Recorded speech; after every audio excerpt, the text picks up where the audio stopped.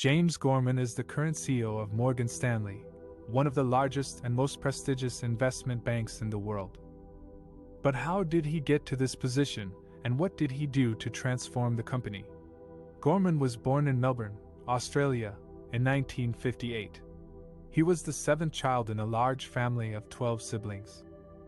He studied law and worked as a lawyer and a management consultant before joining Merrill Lynch in 1999 as head of strategy.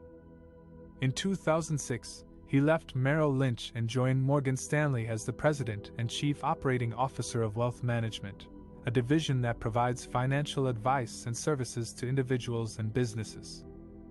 At that time, Morgan Stanley was struggling to recover from the financial crisis of 2008, which had nearly brought down the firm. The bank had suffered huge losses from its exposure to risky mortgage-backed securities and had to accept a $10 billion bailout from the EU government. Gorman was tasked with turning around the wealth management business, which was losing money and market share to its competitors.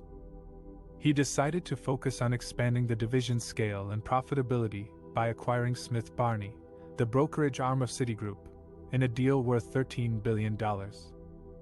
The acquisition made Morgan Stanley the largest wealth manager in the world, with more than 15,000 financial advisors and $2 trillion in client assets. It also gave Morgan Stanley a more stable source of revenue and earnings, reducing its reliance on the volatile investment banking and trading businesses. In January 2010, Gorman was appointed as the CEO of Morgan Stanley, succeeding John Mack. He became the chairman of the board in January 2012.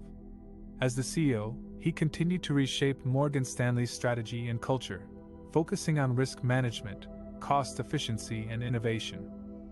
He also made several bold moves to diversify Morgan Stanley's offerings and grow its customer base.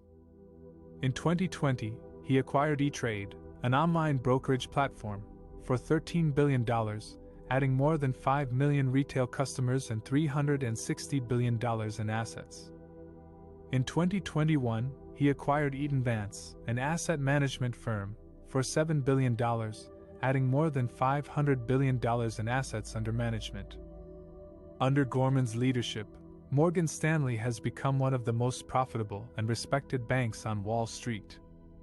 It has consistently delivered strong financial results, beating analysts' expectations and outperforming its peers.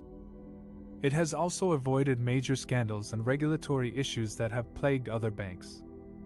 In May 2023, Gorman announced that he planned to step down as the CEO of Morgan Stanley within the next 12 months. He said he would remain as the executive chairman for a period of time after his successor is named. He did not identify who would replace him, but said there were 3 very strong internal candidates. Gorman's retirement will mark the end of an era for Morgan Stanley and for Wall Street. He will be remembered as one of the longest-serving and most successful bank chiefs in history, who transformed Morgan Stanley from a near collapse to a global leader in finance.